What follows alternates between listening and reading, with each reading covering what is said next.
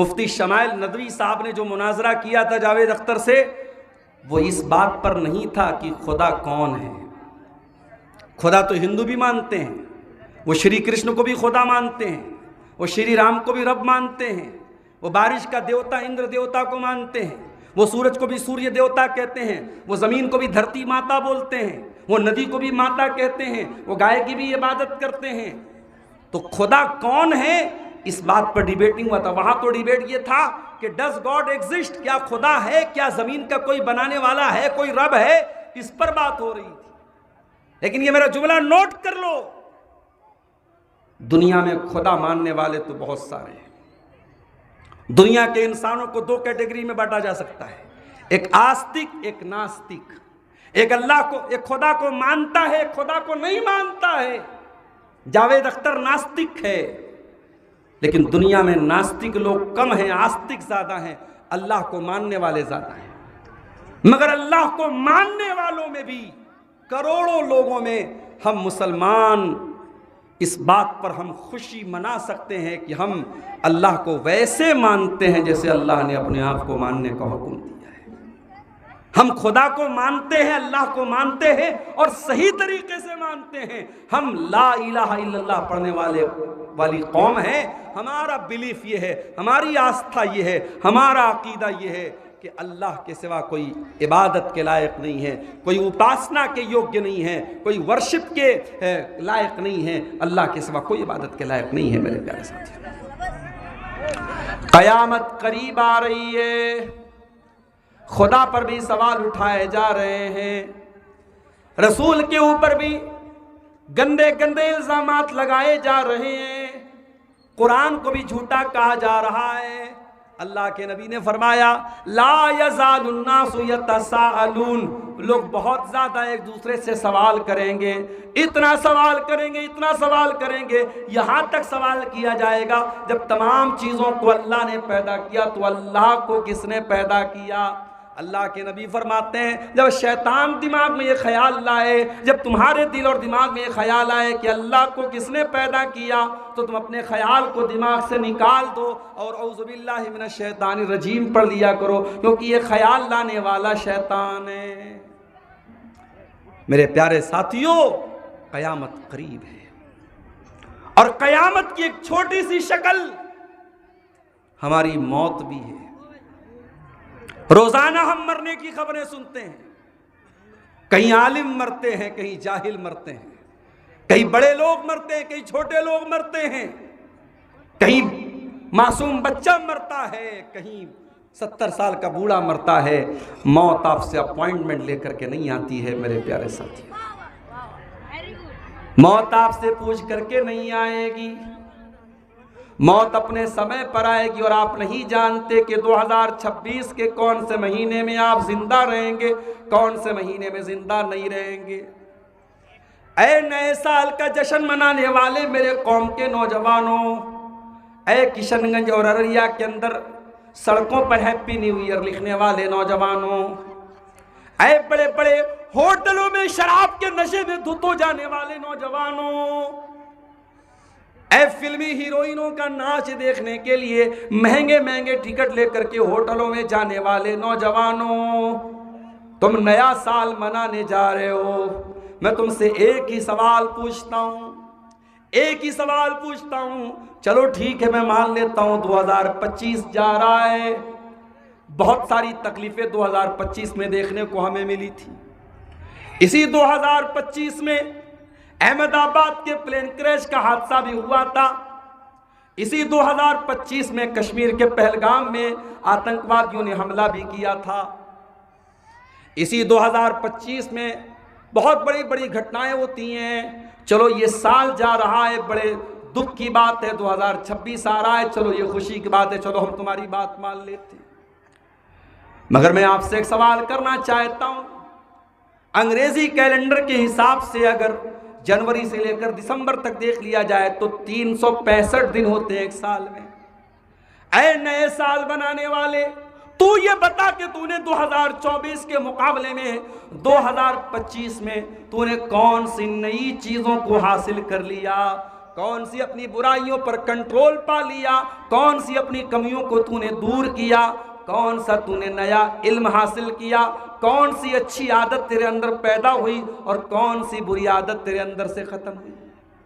अगर 2024 में भी तू शराब पीता था और 2025 में भी तू शराब पीता था तो फिर इस नए साल का क्या मतलब है, और फिर 2026 हो जाएगा तो क्या मतलब है। हाँ, अगर 1 साल पहले तू शराब पीता था और आज तूने शराब को छोड़ दिया, 1 साल पहले तू बेनमाजी था और आज तू नमाजी बन गया, 1 साल पहले तू कोई गलत काम करता था और आज तूने तौबा कर लिया है, तब तो ये खुशी का मौका है। लेकिन अगर तेरे अंदर कोई परिवर्तन नहीं आया, तेरे अंदर कोई चेंजिंग नहीं आई, तो ये नया साल कोई खुशी का मौका नहीं है। एक और ईंट गिर गई दीवारे हयात से, एक और ईंट गिर गई दीवारे हयात से, नादा ये कह रहा है नया साल मुबारक। अरे तेरी जिंदगी की दीवार से एक और ईंट गिर गई, तेरी उम्र तो 1 साल और कम हो गई, तू तो अपनी कब्र से 1 साल और करीब हो गया,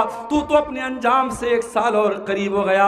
ऐ इंसान, तेरी किताब का 1 पेज और फाड़ लिया गया, तेरी किताब तो और मुख्तसर हो गई और तू नादान खुशी मना रहा है, तू कार्ड बांट रहा है, तू बड़े बड़े स्टेटस लगा रहा है, तू हैप्पी न्यू ईयर लिख रहा है, तू केक काट रहा है। ऐ नादान, ये खुशी का मौका नहीं, ये तो अपने आप का हिसाब करने का टाइम है। अब्दुल्ला बिन मसूद कहा करते थे, मुझे जिंदगी में कभी उतना अफसोस नहीं हुआ, मा नदीम त्वाला शैइन, मुझे कभी किसी चीज पर उतना अफसोस नहीं हुआ जितना अफसोस उस दिन के ऊपर हुआ जिस दिन सूरज डूब गया, दिन गुजर गया और मेरे अमल में कोई नेकी में कोई इजाफा नहीं हुआ। नक़स अजली वलम यज़िद अमली, मेरी उम्र कम हो गई लेकिन मेरा अमल नहीं बढ़ पाया। उससे ज्यादा अफसोस का मेरी जिंदगी में कोई दिन नहीं था। मेरे नौजवानों, नया साल मनाने से पहले ये सोच लेना, जिंदगी के एक मिनट का अल्लाह को हिसाब देना। क़यामत के दिन तो अपनी जगह से हिल नहीं पाओगे। अब्दुल गफ्फार साहब से भी ये सवाल होगा और आपके बगला डांगी के हर नौजवान से, हर मर्द से, हर औरत से भी ये सवाल होगा। ला तज़ूलु क़दमा इब्ने आदम मिन इंद रब्बिही यौमल क़ियामा, क़यामत के दिन कोई इंसान अपनी जगह से हिल नहीं पाएगा जब तक 5 सवालों का जवाब न दे दे। अन उम्रिही फ़ीमा अफ़ना, तूने अपनी ज़िंदगी को कहाँ गुजारा, वान शबाबिही फ़ीमा अबला, तूने अपनी जवानी को कहाँ गुजारा, वान मालिही मिन ऐन इक्तसबहा, तूने अपने माल को कहाँ से कमाया, वफ़ीमा अनफ़क़ा, और कहाँ पे खर्च किया। और 5वां सवाल होगा वमाज़ा अमिला फ़ीमा अलिमा, तूने जो इल्म हासिल किया उस इल्म के ऊपर तूने अमल कितना किया। जिंदगी के एक मिनट का हिसाब देना पड़ेगा। तो टाइम पास कर रहा है, लगा हुआ है फेसबुक के ऊपर, कितने लोगों ने मुझको लाइक किया। आजकल तो स्नैपचैट आ गया है, काला बेचारा गोरा बन जा रहा है, हैं दाढ़ी के बाल बिल्कुल वाइट हैं लेकिन स्नैपचैट से दिखा दिया बिल्कुल काले बाल हैं। अब तो मोबाइल के फोटो से भरोसा उठ चुका है भाई। अब तो लोग रिश्ता देखने जाते हैं, लड़की वाले अगर फोटो दिखाते तो बोलते नहीं भाई फोटो नहीं चलेगा, ओरिजिनल जो है लड़की को लेके आइए। फोटो का क्या भरोसा आज के दौर में। स्नैपचैट से फोटो फिल्टर करके काले को गोरा बनाया, खूबसूरत बनाया और उसके बाद फेसबुक पे डाल के देख रहे कितने लोगों ने लाइक किया है। अरे नालायक, इतने तुझको अल्लाह के लाइक की फिक्र होती तो लायक हो जाता है, तुझको लोगों के लाइक की फिक्र है। मनिल तमसा रिज़न्नास फी सख़तिल्लाह, अल्लाह के प्यारे नबी फरमाते हैं जो अल्लाह को राजी करेगा और लोगों को नाराज करके अल्लाह को राजी करेगा, अल्लाह उसके लिए काफी हो जाएगा। और जो अल्लाह को नाराज करके लोगों को राजी करने की कोशिश करेगा, अल्लाह के नबी फरमाते हैं वकलहुल्लाहु इलन्नास, अल्लाह उसको लोगों के हवाले कर देगा। अल्लाह अपनी नजर करम हटा लेगा, अल्लाह अपनी नजर रहमत दूर कर लेगा। अगर आप लोगों की फिक्र करेंगे, अरे लोगों का क्या है मेरे भाई, लोग आपकी जिंदगी में आपकी तारीफ नहीं करेंगे। बड़े बड़े साइंटिस्ट आए दुनिया में, दुनिया ने उनकी इजाद को नहीं माना। मर गए तो दुनिया ने उनकी कब्र पे लाके 2 फूल रख दिए, उनकी कब्र पे 2 फूल रख दिए कि साहब ये बहुत बड़ा साइंटिस्ट था। अरे लोग आपकी तारीफ करने के लिए आपके मरने का इंतजार करते हैं। जिस दिन आप मरेंगे लोग आपकी कब्र पे आएंगे और मिट्टी डाल के कहेंगे हाँ यार आदमी तो बड़ा अच्छा था। लोगों के चक्कर में न पड़ो मेरे प्यारे साथियों। लोग तो आपकी तारीफ करने के लिए आपके मरने का इंतजार कर रहे हैं। अल्लाह को राजी करो मेरे प्यारे साथियों। अल्लाह के नबी फरमाते हैं अब इंसान का इंतकाल होता है तो 3 चीजें उसके साथ होती हैं, अमलुहु व अजलुहु व वलदुहु। उसका अमल होता है, उसकी औलाद होती है, उसका माल होता है। जैसे इंसान की सांसों की डोर थमती है, जैसे दिल की धड़कन बंद हो जाती है, वो माल जो उसने बेईमानी से कमाया था, रिश्वत से कमाया था, सूद और ब्याज से कमाया था, आज बिहार और झारखंड के बड़ी तादाद में नौजवान जुआ के लानत के शिकार हैं। मैं पूरे एतमाद के साथ अररिया के बगला डांगी गांव में बैठ के ये बात बोल रहा हूं, आपके गांव में भी कुछ नौजवान होंगे, पता कीजिए आप।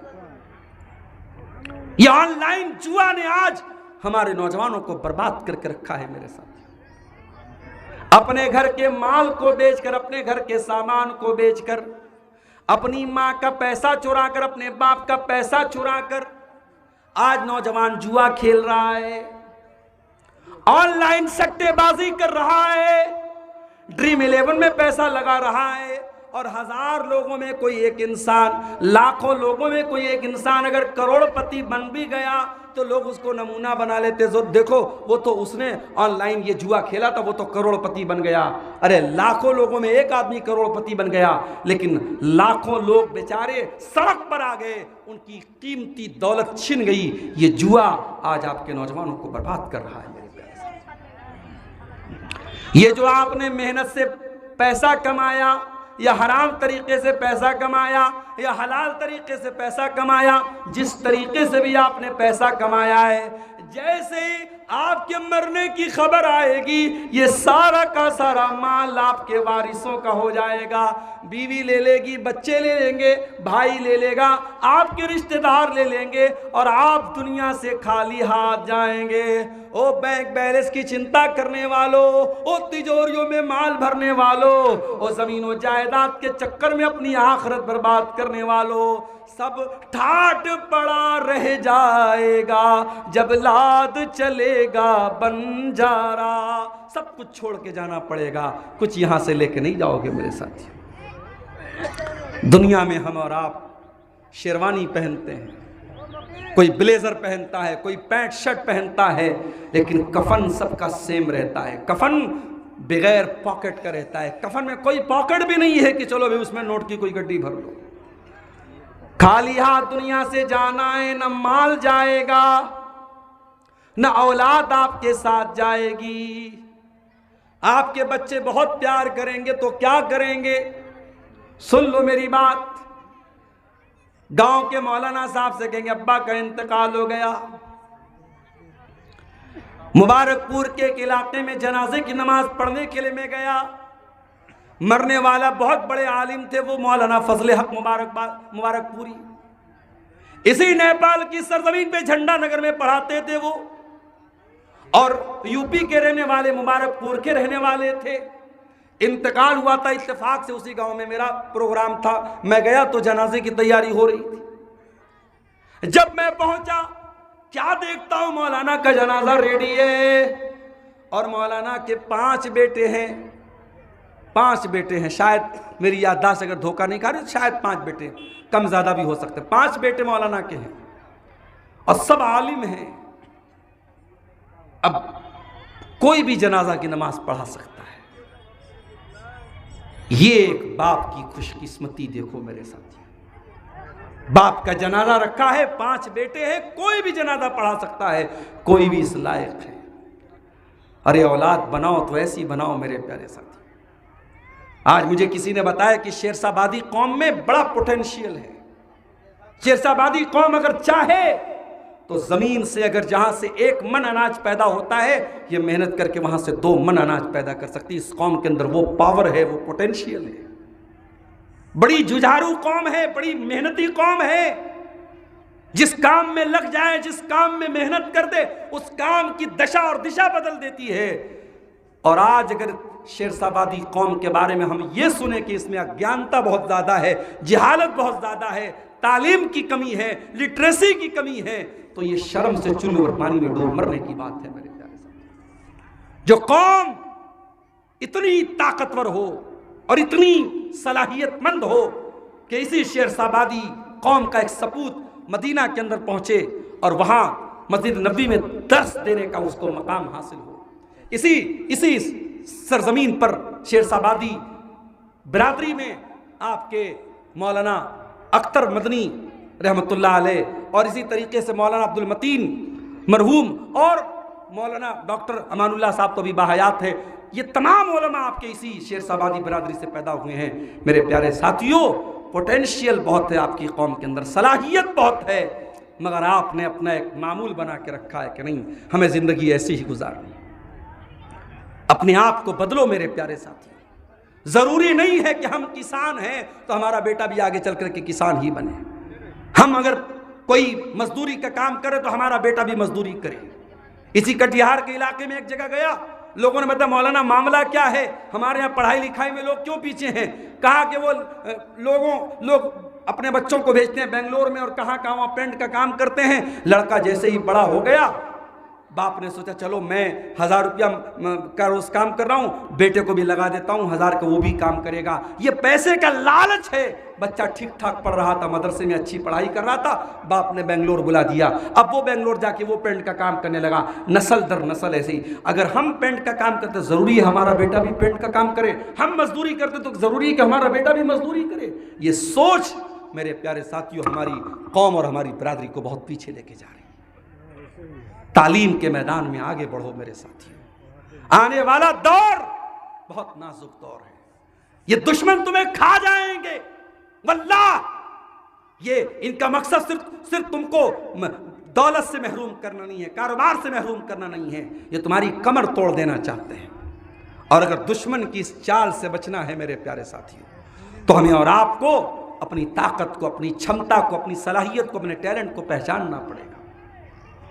ताकतवर बनो, बुज़दिल न बनो, कमजोर न बनो। अल्लाह के नबी ने फरमाया अल मोमिनुल कविय्यु खैरुन व अहब्बु इलल्लाहि मिनल मोमिनिज़ ज़ईफ़। ताकतवर मोमिन अल्लाह ताला को ज्यादा पसंद है कमजोर के मुकाबले में। नबी ने कौन सी ताकत, इसका जिक्र नहीं किया। बदन वाली ताकत भी अपने अंदर पैदा करो, इल्म की ताकत भी अपने अंदर पैदा करो, टेक्नोलॉजी की ताकत भी अपने अंदर पैदा करो, ईमान की ताकत भी अपने अंदर पैदा करो, तकवा की ताकत भी अपने अंदर पैदा करो। हर एतबार से ताकतवर बनो। अल्लाह ताला को ताकतवर मोमिन ज्यादा पसंद है कमजोर के मुकाबले में। कमजोर मत बनो मेरे प्यारे साथियों, ताकतवर बनो। अल्लाह के नबी ने फरमाया कि वो दिन भी आएगा जब तुमसे पूछा जाएगा तुमने जिंदगी कहाँ गुजारी, कैसे गुजारी। कब्र में जाओगे, औलाद आपको छोड़ देगी, आपकी दौलत आपको छोड़ देगी। काम क्या आएगा? आपका अमल आपके काम आएगा, आपकी नेकियां आपके काम आएगी। अल्लाह के प्यारे नबी फरमाते हैं जब इंसान मरने के बाद कब्र में पहुंचेगा, जैसे ही पहुंचता है और दफनाने के बाद लोग उसको वापस जाने लगते हैं तो फौरन 2 फरिश्ते आते हैं, एक का नाम मुनकर, एक का नाम नकीर है। और वो दोनों फरिश्ते उससे सवाल करते हैं 3 सवाल।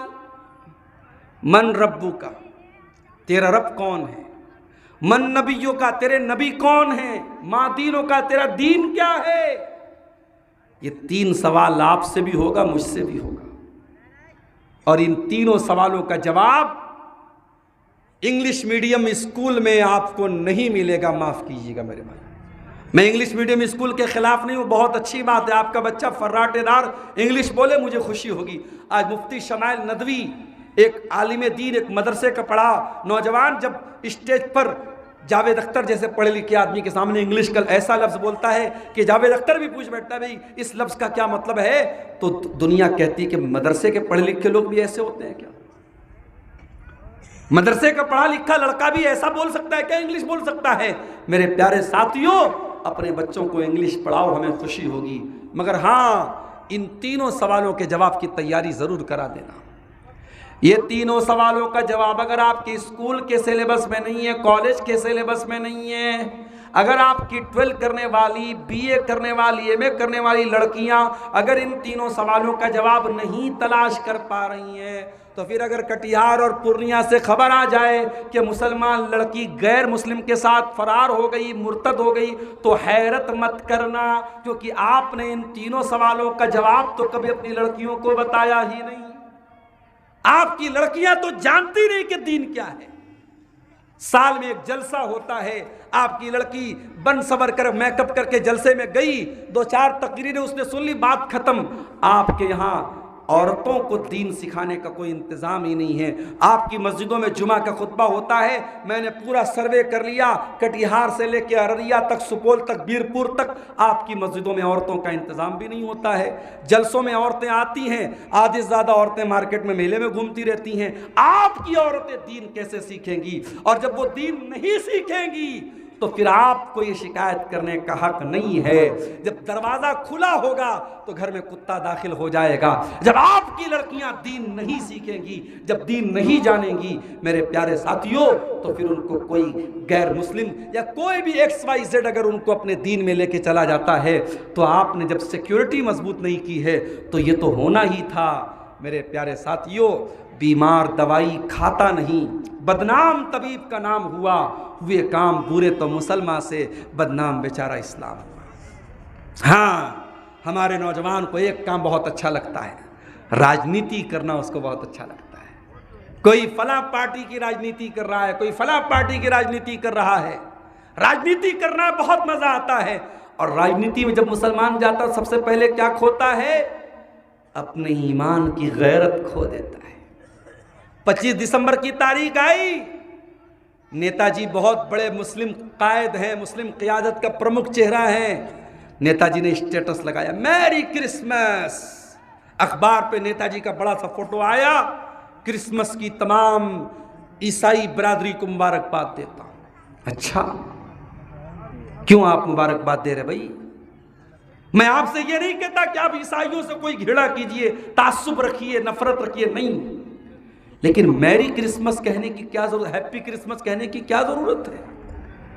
ईसाई अकीदा रखते हैं कि 25 दिसंबर की तारीख को ईसा अलैहिस्सलाम, जो अल्लाह के रसूल नहीं बल्कि अल्लाह के बेटे थे, ईसाई उनको सन ऑफ गॉड मानते हैं, अल्लाह का बेटा मानते हैं, खुदा का बेटा कहते हैं। और वो कहते हैं कि 25 दिसंबर की तारीख को अल्लाह का बेटा पैदा हुआ, और तू मुसलमान उसकी मुबारकबाद दे रहा है, उसकी शुभकामना दे रहा है।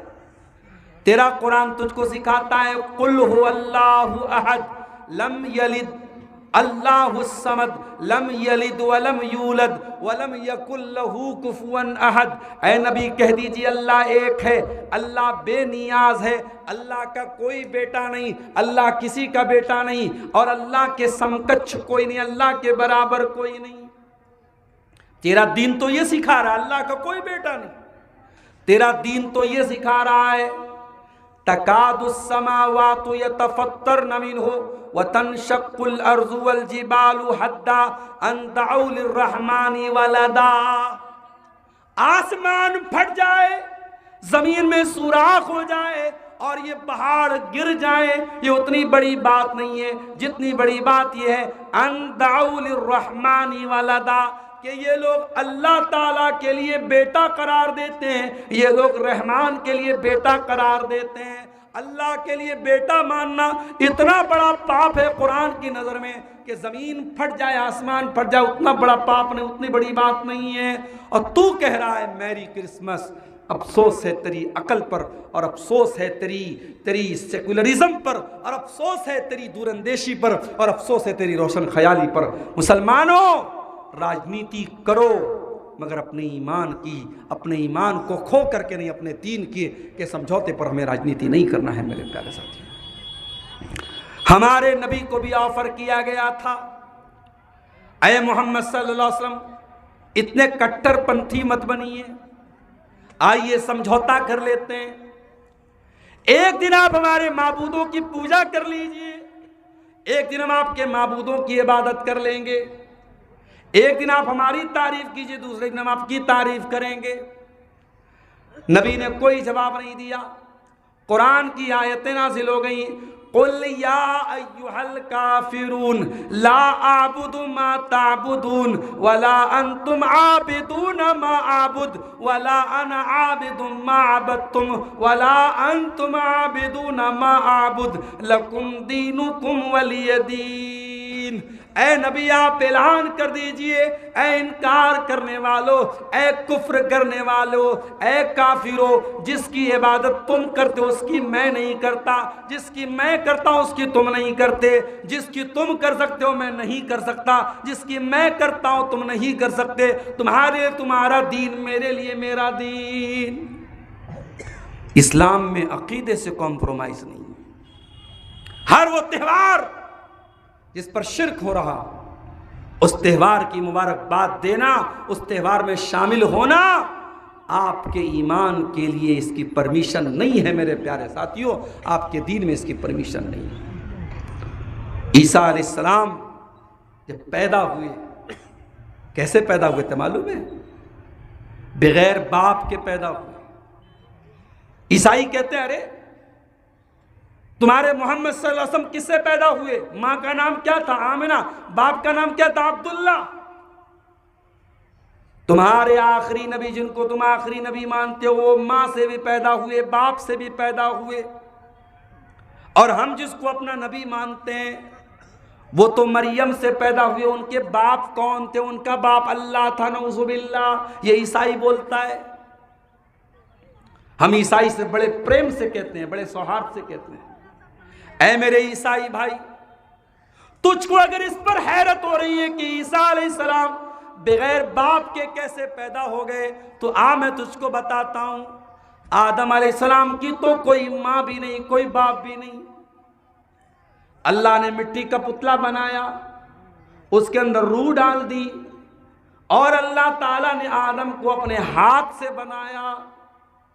किसी और चीज को अल्लाह ने अपने हाथ से नहीं बनाया, आदम को अल्लाह ने अपने हाथ से बनाया।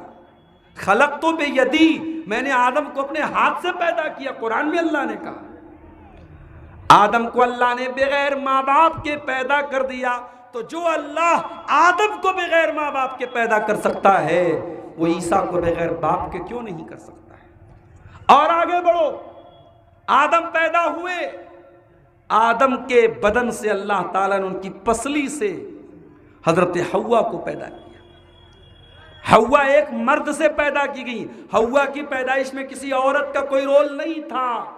अल्लाह ने आदम को बगैर मर्द व औरत के पैदा किया, हव्वा को बगैर औरत के पैदा किया, और ईसा को बगैर मर्द के पैदा किया। ये अल्लाह ताला की सृष्टि के, उसकी पैदाइश के, उसकी तख्लीक के अलग अलग तरीके हैं। इसमें कोई आश्चर्य की बात नहीं है, कोई हैरत की बात नहीं है मेरे प्यारे साथियों। और जब ईसा अलैहिस्सलाम को पैदा होना था, अल्लाह ने फरिश्ते को हजरत मरियम के पास भेजा। फतमस्सल लहा बशरन सविय्या, हजरत जिब्रील अलैहिस्सलाम आए इंसान की शक्ल में मरियम के पास। मरियम डर गई। कालत इन्नी अऊज़ु बिर्रहमान मिनका इन कुंत तक़िया। मरियम ने कहा खबरदार, अगर तू अल्लाह का नेक बंदा है मुझसे दूर रहना। मेरी प्यारी बहनों, मरियम ने एक सबक दे दिया। कोई गलत रॉन्ग नंबर से कॉल आए तो उसको एंटरटेन करने की जरूरत नहीं है, उसके चक्कर में पड़ने की जरूरत नहीं है। व्हाट्सएप पर किसी नए नंबर से मैसेज आए तो ब्लॉक मारो, सी तुम्हारे पास ब्लॉक का ऑप्शन है। तुम आज ब्लॉक नहीं करोगी, वो रॉन्ग नंबर से आने वाली कॉल तुम्हें कहां तक लेके चली जाएगी तुम नहीं जानती हो मेरी बहनों। एक रॉन्ग नंबर से आने वाली कॉल ज़िना तक करवा देती है। समाज में ऐसी मिसालें मौजूद हैं। रॉन्ग नंबर से कॉल आई, रॉन्ग नंबर से मैसेज आया, रॉन्ग नंबर से व्हाट्सएप आई, व्हाट्सएप का मैसेज आया, नए नंबर से नई आईडी से मैसेज आया और लड़की चक्कर में पड़ गई और आखिर में अपनी इज्जत का सौदा करना पड़ा। मेरी प्यारी बहनों, मरियम से सीखो। मरियम ने कहा खबरदार। मरियम अकेले में बैठ कर के अल्लाह की इबादत कर रही थी। ओ मेरी प्यारी माँ बहनों, तुमसे तो 5 टाइम की नमाजें भी नहीं पढ़ी जाती। कपड़ा धोने के लिए वॉशिंग मशीन तुम्हारे घरों में आ चुकी है। हो सकता है गांव देहात में भी ना आई हो, हमारे शहरों में तो हर घर में वॉशिंग मशीन आ चुकी है। गैस का चूल्हा हर घर में आ चुका है। बच्चे पाखाना पेशाब कर दे, बच्चों का पाखाना पेशाब रोकने के लिए डायपर आ चुका है मार्केट में। इतनी सारी सहूलतें हमारी माँ बहनों को हासिल हैं, उसके बाद भी नमाज का टाइम होता है तो इनकी जान निकलती है, नमाज ये नहीं पढ़ती है। मरियम को देखो, मरियम अकेली बेचारी बैठ करके अल्लाह की इबादत कर रही है। फरिश्ता इंसान की शक्ल में आता है, मरियम देख करके डर जाती हैं कि सारे कमरे तो बंद हैं, सारे दरवाजे तो बंद हैं, ये इंसान कहां से आ गया। कहती है इन्नी अऊज़ु बिर्रहमान मिनका इन कुंत तक़िया, मैं अल्लाह की पनाह चाहती हूँ, तो कौन है, किस लिए आया है मेरे पास। काला इन्नमा अना रसूल रब्बिकी लिअहब लकी गुलामन ज़किया। फरिश्ता कहता है मरियम, मैं तुझे बेटे की खुशखबरी सुनाने आया हूं। ये जो मैं वाकया सुना रहा हूं अपने बच्चों को सिखा दो। उनको कॉन्वेंट स्कूल में कुछ और पढ़ाया जाता है। 25 दिसंबर की तारीख आती है, बच्चों को कॉन्वेंट स्कूल में सिखाया जाता है, ऊपर से टॉफी गिरती है। ये टॉफी किसने दी? सांता क्लॉज ने दी। सांता क्लॉज कौन है? जो गॉड के सन की खुशखबरी लेके आया है, सन ऑफ गॉड की खुशखबरी लेके आया है। अपने बच्चों को बताओ गॉड का कोई सन नहीं है। लम यलिद वलम यूलद, अल्लाह का कोई बेटा नहीं, अल्लाह किसी का बेटा नहीं है। अपने बच्चों को बताओ, जाके सूरह मरियम पढ़ के सुनाओ मेरे प्यारे साथियों। ये सूरह मरियम वो सूरत है जब नजाशी के दरबार में, हबशा के दरबार में, जब हजरत जाफर ने इन आयतों को पढ़ा था तो नजाशी रोने लगा था, उसकी आंखों से आंसू बहने लगे थे और सारा दरबार रोने लगा था। और सब ने कहा कि ईसा अलैहिस्सलाम के बारे में कुरान जो कहता है बिल्कुल सही कहता है। फरिश्ते ने कहा कि मरियम, मैं तुझको लड़के की बशारत सुनाने आया हूं। क़ालत अन्ना यकूनु ली गुलाम वलम यमससनी बशर वलम अकु बगिया। मरियम कहती है मुझे बेटा कहां से होगा, ना तो मैं कोई बदचलन औरत हूं और ना ही किसी इंसान ने मुझको टच किया है, किसी मर्द ने मुझको छुआ नहीं है, मुझको बेटा कहां से होगा। फरिश्ते ने कहा अल्लाह का ऑर्डर है, तुझको बेटा होगा। उसके बाद अल्लाह के हुक्म से मरियम प्रेग्नेंट हो गई। मरियम के पेट में ईसा अलैहिस्सलाम को अल्लाह के हुक्म से ईसा अलैहिस्सलाम मरियम के पेट में आए और मरियम प्रेग्नेंट हुई, गर्भवती हुई और डिलीवरी का टाइम करीब आ गया, बच्चे की पैदाइश का टाइम करीब आ गया। फ़अजाअहल मख़ाज़ु इला जिज़इन नख़ला, जब बच्चे की पैदाइश का टाइम करीब आया, हजरत मरियम वहां से निकल करके एक खजूर के पेड़ के नीचे चली गई, मस्जिद के बाहर चली आई। मस्जिद में रहती थी, मस्जिद के बाहर चली गई। एक मसला बताऊं, अगर औरत को हैज आ रहा हो, पीरियड में अगर औरत है, तो क्या वो मस्जिद में रह सकती है, मस्जिद में जा सकती है? अक्सर उलमा का कहना है कि पीरियड की हालत में औरत मस्जिद में नहीं जाएगी। हालांकि अल्लामा अलबानी वगैरह का कहना है कि जा सकती है। आज के ज़माने में अगर उसके पास ऐसे इंतज़ाम हैं कि उसका कोई खून वगैरह मस्जिद में नहीं गिरेगा, नापाकी नहीं होगी, तो औरत मस्जिद में जा सकती है। लेकिन अक्सर उलमा का ये कहना है कि मस्जिद में औरत हैज़ की हालत में नहीं जाएगी, और पैदाइश के बाद जो औरत को खून आता है वो कंडीशन में भी औरत मस्जिद में नहीं जाएगी। अच्छा, अगर कोई औरत मक्के में गई उम्रा करने और वहां भी उसको पीरियड आ जाए, तो जब तक पीरियड आ रहा है तब तक वो औरत ना तो तवाफ करेगी ना वो नमाज पढ़ेगी, उसको मस्जिद में नहीं जाना है, वो अपने कमरे में बैठ के अल्लाह की इबादत करेगी। तो हजरत मरियम को अंदाज़ा हुआ कि अब बच्चे की पैदाइश का टाइम करीब आया, तो वो मस्जिद के बाहर निकल के खजूर के पेड़ के नीचे आ गई और आकर के कहने लगी, या लैतनी मित्तु क़ब्ला हाज़ा, ऐ काश आज के पहले मैं मर गई होती, व कुन्तु नसियम मनसिया, और मुझे कोई याद न करता, मैं भूली बसरी हो जाती, मेरा नाम कोई लेने वाला न होता, ऐ काश आज के पहले मैं मर गई होती। मरियम ऐसा क्यों कह रही है? क्योंकि मरियम को ये ख्याल खाए जा रहा है, कल ये बच्चा जन्म लेगा, दुनिया इस बच्चे के बाप का कोई अता पता नहीं है, दुनिया कहेगी ये हराम का बच्चा है, दुनिया मुझे बदचलन कहेगी, दुनिया मुझे जानिया कहेगी, दुनिया मुझे फाहिशा कहेगी। आज का ये दिन देखने के पहले मैं मर क्यों नहीं गई? पता ये चला कि एक औरत को अपनी जिंदगी से ज्यादा अपने कैरेक्टर की चिंता होनी चाहिए। मेरी माँ और बहनों, जिंदगी में अगर कभी वो मोड़ आ जाए, इज्जत दांव पर लग जाए, तो इज्जत बचा लेना चाहे जान चली जाए, और अगर अपनी इज्जत बचाने के चक्कर में जान भी चली जाए तो औरत शहीद है। अल्लाह के नबी ने फरमाया, मन कुतिला दून इर्ज़िही फहुव शहीद, अपनी इज्जत को बचाने के लिए अगर कोई कत्ल हो जाए तो वो शहीद है।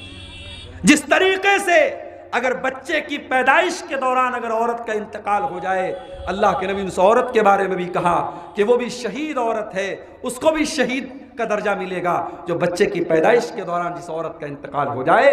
इसलिए मेरी प्यारी माँ और बहनों, हजरत मरियम ने ये जुमला कहा कि काश आज के पहले मैं मर गई होती और मेरा नाम ना लिया जाता। फनादाहा मिन तहतिया अल्लाह तहज़नी, अल्लाह ताला के फरिश्ते ने आवाज दी है, मरियम घबराओ मत, कद जअल रब्बुकी तहतकी सरिया, ऐ मरियम जरा नीचे झांक करके देखो, तुम्हारे लिए नहर जारी कर दी गई है, पानी की नहर बह रही है, तुमको पानी की कमी नहीं होगी। पता ये चला कि जब औरत की डिलीवरी का टाइम करीब हो तो पानी की कमी नहीं होनी चाहिए। कुछ घरों में जो जालिम सास होती है ना, बहू प्रेग्नेंट है, उसको सपोर्ट की ज़रूरत है, मगर वहाँ पे भी सास जो होती है वो बिल्कुल विलेन का रूप अदा करती है, रोल अदा करती है, और बहू को जो चैन और आराम मिलना चाहिए वो आराम भी नहीं मिलने देती है। माफ़ करना मेरी माँ और बहनों, समाज में अगर कहीं कहीं बहुओं ने सास को तकलीफ पहुँचाई है, और इसी सीमांचल के जलसे में मैंने बयान किया था उत्तर प्रदेश का एक वाक़या। एक बूढ़ी औरत अपने इकलौते बच्चे के साथ रहती थी, और बहुत बूढ़ी औरत हो गई थी वो बेचारी, उसको लूज मोशन होता था, कहीं पर भी वो लेटरिन कर देती थी। अकेला एक लड़का था, उसकी बीवी थी। उनकी बूढ़ी माँ की खिदमत करने में बच्चे को बड़ी घिन आती थी, बहू को बड़ी घिन आती थी।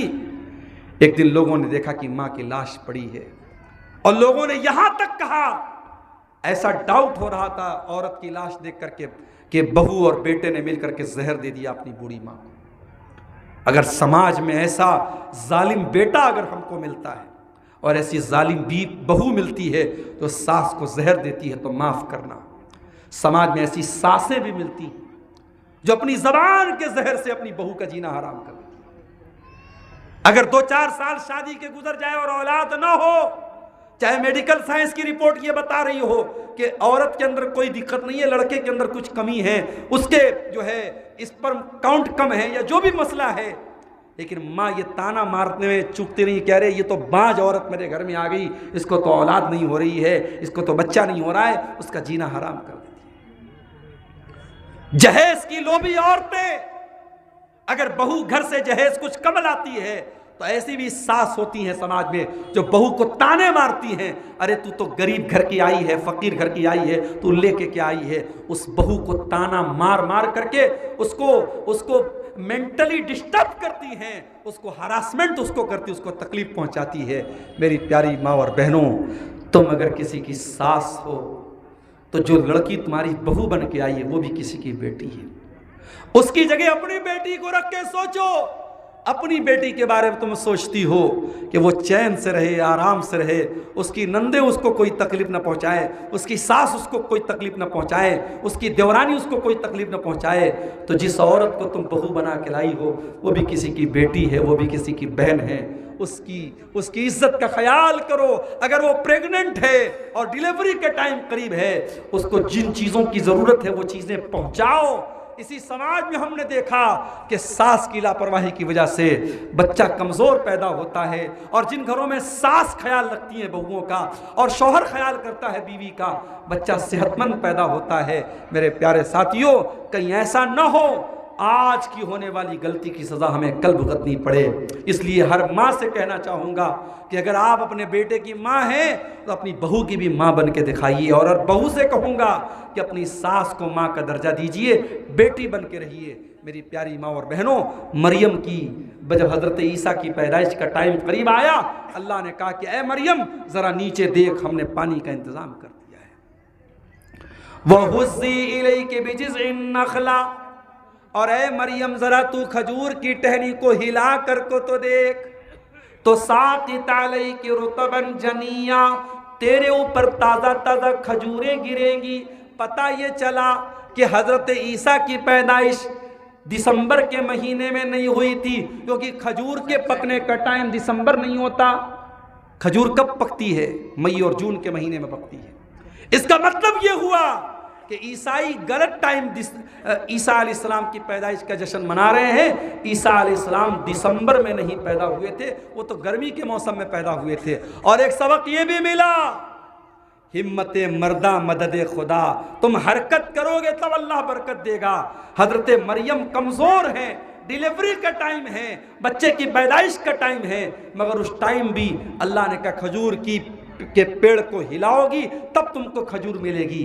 पता ये चला मुसलमानों, बैठे बिठाए तुमको कुछ नहीं मिलेगा। अगर इस मुल्क में तुम्हें अपनी इज्जत बनानी है, अपना नाम बनाना है, तो तुमको कुछ करके दिखाना होगा, आगे बढ़ना पड़ेगा। और मैंने कहीं बड़ा अच्छा जुमला पढ़ा था कि मुसलमानों, दुनिया में दो ही तरीके के लोग होते हैं, या तो ज़रूरत होते हैं या ज़रूरतमंद होते हैं। अब आप डिसाइड कर लीजिए कि आप समाज की ज़रूरत है या ज़रूरतमंद है। अपने आप को ऐसा बनाओ कि लोग आपके दरवाजे पर आएं, आप लोगों की ज़रूरत बन जाओ। जब आप लोगों की ज़रूरत बनोगे तो APJ अब्दुल कलाम बनोगे, दुनिया खोज के तुम्हारे सर पे ताज रखेगी।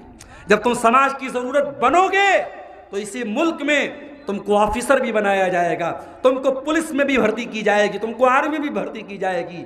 मेरे प्यारे साथियों, आज हम मुसलमान इस हिंदुस्तान में 20 से 22 करोड़ की हमारी तादाद बताई जाती है। 20 से 22 करोड़ की तादाद कम नहीं है, और मेरे पास डाटा नहीं है कि मैं बता सकूं शेरशाहबादी बिरादरी की कितनी आबादी है। अगर मान लो, एक नमूने के तौर पे, मिसाल के तौर पे, अगर हम मान लें कि 50 लाख की आबादी है या 10 लाख की आबादी है, मेरे पास डाटा नहीं है, मैं किसी आलिम से पूछूंगा तो मालूम हो जाएगा शेरशाहबादी की बिरादरी की आबादी कितनी है। लेकिन एक मिसाल के तौर पे मान लो अगर 20 लाख की आबादी है, 15 से 20 लाख, 20 लाख की आबादी कम नहीं होती मेरे साथी। लेकिन आप ये बात याद रखिए, सीमांचल के इस पूरे एरिया में फैली हुई ये 20 लाख की बिरादरी, आप अगर अपनी तादाद पे नाज कर रहे हैं कि साहब हमारी 20 लाख की आबादी है, तो इस तादाद को इस तादाद से कोई मतलब नहीं। दुनिया क्वांटिटी से नहीं चलती है, दुनिया क्वालिटी से चलती है। दुनिया ये देखती है कि आपकी क्वालिटी क्या है। आज एक छोटा सा मुल्क है जिसने अपना नाम इजराइल रखा है, और हम तो उसे इजराइल मानते भी नहीं हैं, क्योंकि उसने तो फलस्तीन पे कब्जा करके वो मुल्क बना है। लेकिन आज उस छोटे से मुल्क ने अपनी ताकत के जरिए फलस्तीन का जीना हराम करके रखा है, और दुनिया की बड़ी बड़ी मुस्लिम ताकतें भी उसके आगे कुछ नहीं कर पा रही हैं। क्यों? क्योंकि उसके पास ताकत है। तो मेरे प्यारे साथियों, क्वालिटी अपने अंदर पैदा कीजिए, क्वांटिटी से काम नहीं चलेगा। हजरत मरियम से अल्लाह ताला ने कहा कि ए मरियम, तो इस पेड़ को जब हरकत देगी तो तेरे ऊपर ताज़ा ताज़ा खजूरें गिरेगी। उसके बाद जब ईसा अलैहिस्सलाम पैदा हुए और हजरत मरियम अपने बच्चे को गोद में लेके आई है, कालू या मरियम लक़द जीति शैअन फरिया। कौम के लोगों ने कहा है मरियम तूने बहुत बड़ा पाप किया है, बहुत बड़ा गुनाह किया है, ये कौन सा बच्चा तू लेके चली आई। फ़अशारत इलैहि, मरियम ने बच्चे की तरफ इशारा कर दिया। क़ालू कैफ़ नुकल्लिमु मन कान फ़िल महद सबिया। कौम के लोगों ने कहा कि ऐ मरियम क्या मजाक करती हो, दूध पीते बच्चे से हम क्या बात करें, ये छोटा सा बच्चा क्या जवाब देगा।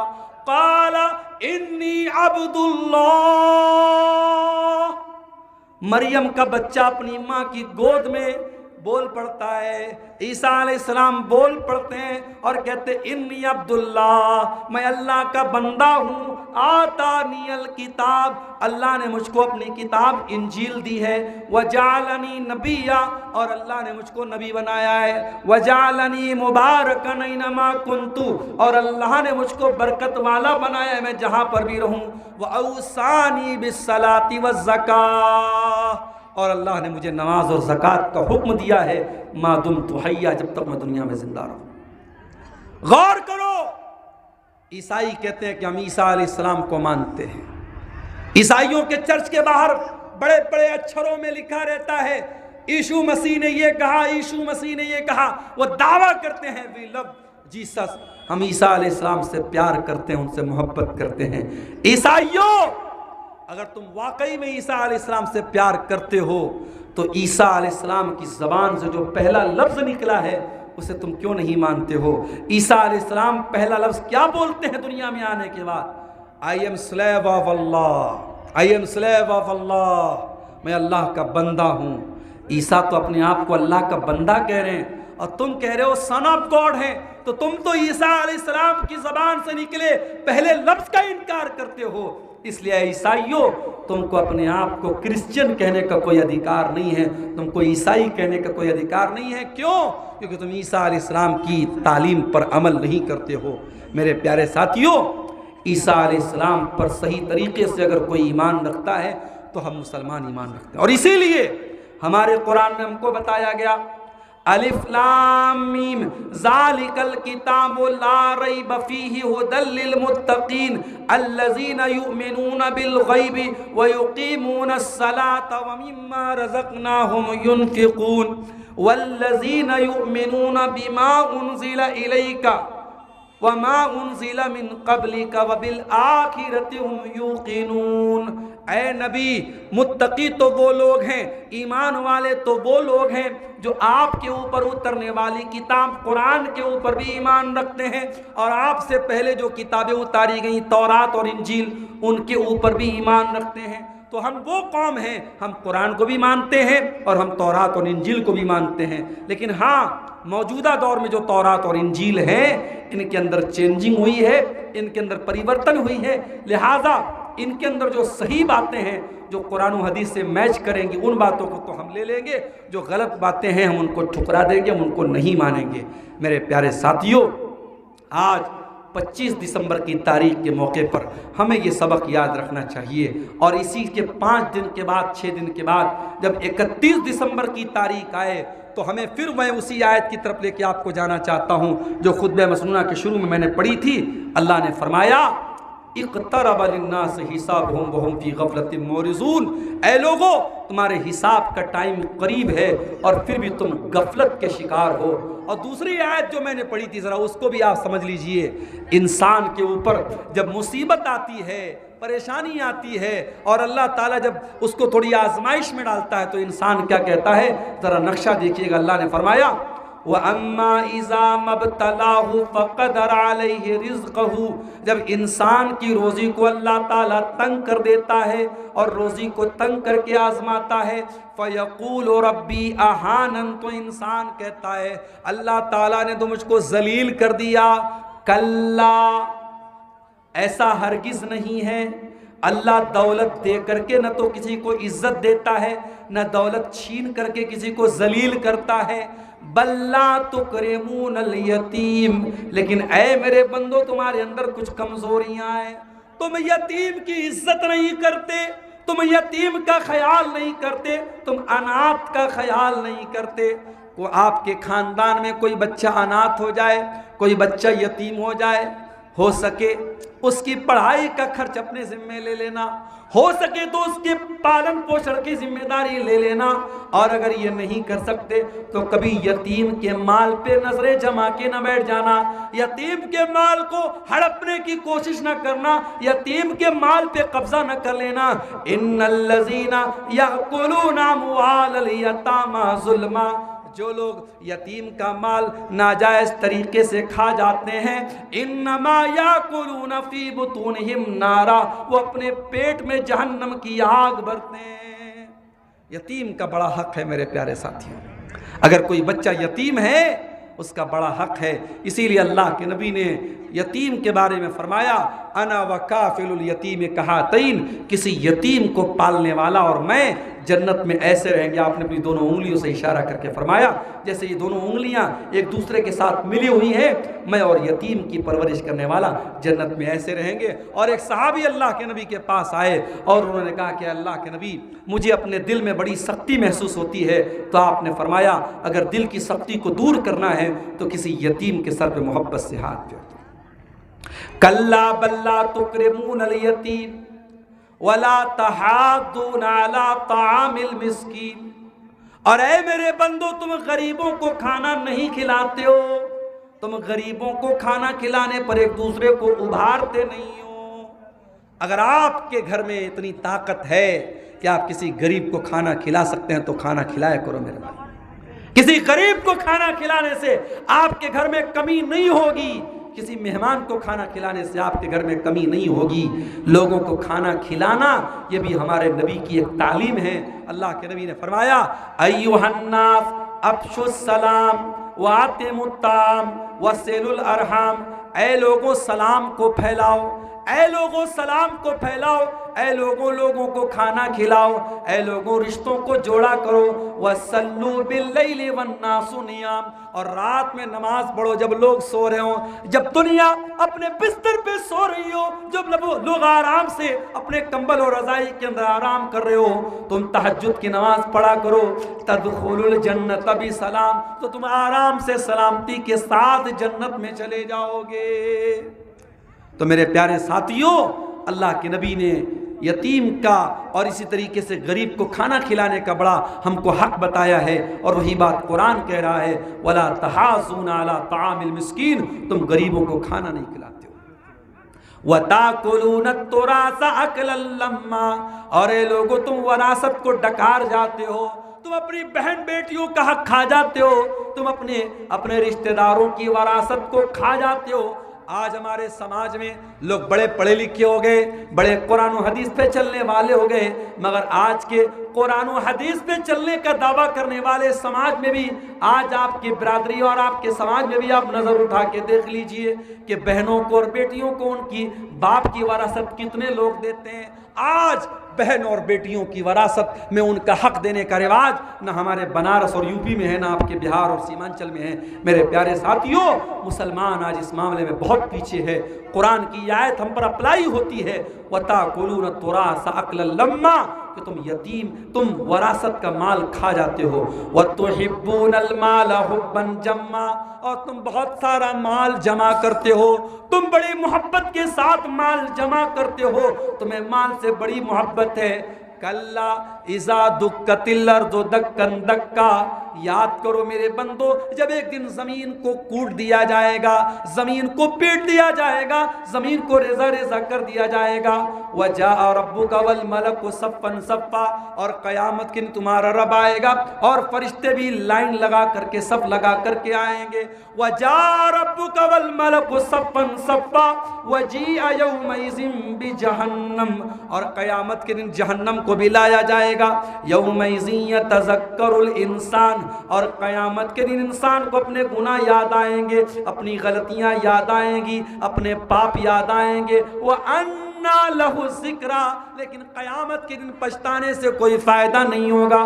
दुनिया में आपको तौबा करने का टाइम मिला है, दुनिया में सुधरने का टाइम मिला है, दुनिया में अपने आप को सुधारने का टाइम मिला है। क़यामत के दिन इंसान अगर तौबा करेगा भी उसकी तौबा का कोई मतलब नहीं है। इसीलिए अल्लाह कुरान में कहता है जब जहन्नमियों को जहन्नम में डाला जाएगा तो जहन्नमी चिल्लाएंगे और कहेंगे वहुम यस्तरिकून फीहा रब्बना अखरिजना मिनहा, ऐ अल्लाह तू जहन्नम से हमको निकाल दे, नामल सालिहन गैरल्लज़ी कुन्ना नामल, ऐ अल्लाह हम वादा करते हैं अब हम वो अमल नहीं करेंगे जो दुनिया में करते चले आए थे, ऐ अल्लाह अब हम सुधर जाएंगे, हम तौबा कर लेंगे। अल्लाह फरमाता है अवलम अवलम नुअम्मिरुकुम मा यतज़क्करु फीही मन तज़क्कर, है मेरे बंदे 40 साल तुझको उम्र मिली, 60 साल तुझको उम्र मिली, 70 साल का तुझको जीवन मिला, क्या ये जिंदगी तेरे लिए नाकाफी थी? क्या ये जिंदगी, अगर इस जिंदगी में तू सुधरना चाहता तो क्या तू नहीं सुधर सकता था? बिल्कुल सुधर सकता था। तुझको जितना टाइम मिलना था टाइम मिल चुका, तेरा समय पूरा हो चुका, तेरा वक्त पूरा हो चुका, अब तुझे कोई और समय नहीं मिलेगा। तो क़यामत के दिन मेरे प्यारे साथियों इंसान याद करेगा लेकिन उसको याद करने का कोई मतलब नहीं है। वअन्ना लहु ज़िक्रा, इंसान नसीहत हासिल करेगा मगर उसको नसीहत हासिल करने से कोई बेनिफिट नहीं मिलेगा। मेरे प्यारे साथियों अगर हमें नसीहत हासिल करना है, इसी दुनिया की ज़िंदगी में हमको नसीहत हासिल करना है, यहीं पर हमें अपनी ज़िंदगी गुजारना है। ये दुनिया दारुल इम्तिहान है और इसीलिए आप देखिए जुमा का दिन जब आता है और हम और आप सूरह कहफ पढ़ते हैं, सूरह कहफ में ये आयत भी हम पढ़ते हैं, इन्ना जअलना मा अलल अर्ज़ि ज़ीनतल लहा लिनब्लुहुम अय्युहुम अहसनु अमला, हमने ज़मीन पर जितनी चीज़ों को बनाया है, हमने ज़मीन को खूबसूरती के लिए बनाया है, ज़मीन के ऊपर की सारी चीज़ों को खूबसूरती के लिए बनाया है, हम लोगों का इम्तिहान लेना चाहते हैं। व इन्ना लजाइलूना मा अलैहा सईदन जुरुज़ा, और ये ज़मीन जो इतनी खूबसूरत इतनी सुंदर है, एक दिन आएगा ये ज़मीन फना हो जाएगी और ज़मीन मैदान बन जाएगी, सपाट मैदान बन जाएगी। ज़मीन पे न कोई पेड़ होगा, न पौधा होगा, न कोई पहाड़ होगा, न नदियाँ होगी, सब खत्म हो जाएंगे और ज़मीन एक प्लेन मैदान की तरह, एक फ्लैट मैदान की तरह हो जाएगी। मेरे प्यारे साथियों इससे पहले कि वो दिन आए हमें और आपको अपनी इस्लाह करनी चाहिए और अपनी कमियों को दूर करना चाहिए। आज बिलखुसूस हमारा जो नौजवान तबका है वो दीन से बेहद दूर है और नौजवानों की जो एक्टिविटीज़ हैं, जैसा कि मैंने तकरीर के शुरू में कहा था, बाइक निकाल करके पूरी स्पीड से बाइक चलाना, नशे करना, नाच गाने सुनना, नाच गाने देखना, जुआ खेलना, शराब पीना, लड़की बाजी करना, अय्याशी करना, ये आज हमारे नौजवानों का मशगला बन गया है। मेरे प्यारे नौजवानों अपनी इस जवानी की कदर व कीमत को समझो। ये जवानी दोबारा नहीं मिलेगी। ये जवानी का जो टाइम है यही टाइम तौबा का टाइम है। दर जवानी तौबा करदन शेवे पैगंबरी, जवानी में तौबा करना नबियों का तरीक़ा है। वक्त पीरी गुर्गे जालिम नी शवत परहेजगार, अरे बुढ़ापे में तो भेड़िया भी शरीफ बन जाता है। बुढ़ापे में अगर लाठी लेके मस्जिद में पहुंच गए और तौबा कर ली और हज भी कर लिया, हाजी भी बन गए, वो बहुत नेकी और बहुत परहेजगारी की चीज़ नहीं है। असल चीज़ ये है कि आप जवानी में तौबा करें। मेरे नौजवानों अपनी जवानी को तौबा में गुजारो, अपनी जवानी को इबादत में गुजारो। वल्लाह आपकी आँखों के से निकलने वाले जो आंसू हैं वो अल्लाह ताला को बहुत पसंद हैं। और अपनी तकरीर को अब समाप्त करते हुए मैं आखिरी बात के तौर पे एक बात कहना चाहता हूँ कि आज का जो हमारा ये प्रोग्राम है, आप जानते हैं ये सीमांचल के मुख्तलिफ जलसों की तरह ये प्रोग्राम भी तहसील के लिए, और इस इदारे का नाम क्या है, मदरसा दारुल उलूम सलफिया बगुला डांगी का ये प्रोग्राम सालाना प्रोग्राम हर साल होता है। और मैं लगातार दूसरी मरतबा आपके बीच में आया हूँ। जलसा कमेटी ने हमसे ये मुतालबा भी किया है कि आखिर में थोड़ा सा चंदे की अपील भी आपसे कर दी जाए। मेरी माएँ बहनें जो बैठी हैं, जो हमारे मर्द हजरात बैठे हैं, बड़े अदब से गुजारिश करता हूँ, ये मेरे हाथों में कुछ पर्चियाँ आई हैं सवालों की, इनका जवाब देने के बाद मैं दुआ करूँगा। आपसे गुजारिश है कि आप आइएगा और जो भी मेरे हाथ पे आप इस इदारे के लिए, इस मदरसे के लिए ताउन करना चाहें वो ताउन करते हुए और सवाब हासिल करते हुए आप यहाँ से जाएंगे। बीवी शौहर में अगर ना इत्तेफाकी हो जाए तो बीवी अगर माफ़ी मांगे और शौहर ना माफ़ करे तो उसका क्या हुक्म है? देखिए, माफ़ तो कर देना चाहिए, खुज़िल अफ़्व वअमुर बिल उर्फ़ि वअरिज़ अनिल जाहिलीन। अल्लाह कुरान में कहता है कि हमें एक दूसरे के साथ दरगुजर का मामला करना चाहिए। ज़िंदगी में कोई परफेक्ट नहीं है। शौहर को रब नहीं बनने की कोशिश करना चाहिए, शौहर को शौहर ही रहना चाहिए। अगर बीवी से कुछ गलती होगी और बीवी अपनी गलती मान रही है और माफ़ी मांग रही है तो शौहर को माफ़ कर देना चाहिए। और अगर शौहर माफ़ नहीं कर रहा है और बीवी वाकई में अपने किए पर शर्मिंदा है तो फिर शौहर की अल्लाह ताला की अब पकड़ होगी। लिहाजा अगर वो शौहर मेरी आवाज़ सुन रहे हो जिनका ये मामला है तो मैं उनसे गुजारिश करूँगा कि इस तरीके की हरकत ना करें। और अगर कभी मियाँ बीवी में कुछ ना इत्तेफाकी हो जाए तो दोनों एक दूसरे को समझ बूझ करके नज़रअंदाज कर दिया करें। अल्लाह के नबी ने फरमाया, ला यफ़रक मुमिनुन मुमिनतन, कोई भी मोमिन मर्द अपनी बीवी से अलग ना हो, गुस्से में उससे दूर ना हो। इन करिहा मिन्हा खुल्कन रदिया मिन्हा आखर, अगर उसको अपनी बीवी की कोई बात बुरी लगती है तो ज़रूर कोई बात अच्छी लगती होगी। न तो कोई बीवी 100% आपके शौहर के बिल्कुल मुताबिक होगी, न कोई शौहर बिल्कुल 100% बीवी के मुताबिक हो, दोनों में कुछ न कुछ कमियां होंगी। तो एक दूसरे की कमियों को एडजस्ट करना सीखिए और नज़रअंदाज करना सीखिए।